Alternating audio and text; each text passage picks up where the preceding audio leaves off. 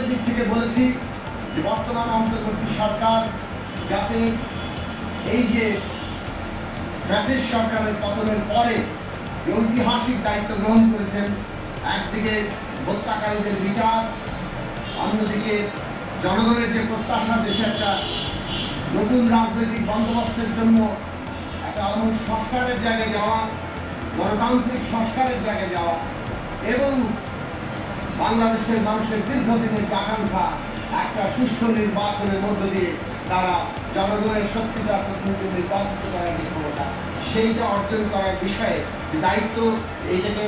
বাস্তবায়ন করার যে দায়িত্ব এই সরকার নিয়েছে, আমরা পরিষ্কারভাবে বলেছি এটা সম্পন্ন করে আপনার সরকারকে যেতে হবে এবং এর অন্যথা কোনো সুযোগ নেই। এবং প্রফেসর ডক্টর মোহাম্মদ ইউনূসকে জনগণ যেহেতু একটা ভরসার জায়গায় রেখেছে, সেই তাকে এই দায়িত্ব পালন করতে হবে। যত বাধা বিঘ্নি থাকুক, প্রতিকূলতা থাকুক, সেটা তার মনের উপরে যত চাপই সৃষ্টি করুক না কেন, আজকে যে ঐতিহাসিক জাতীয় দায়িত্ব তিনি গ্রহণ করেছেন, সেই দায়িত্ব তাকে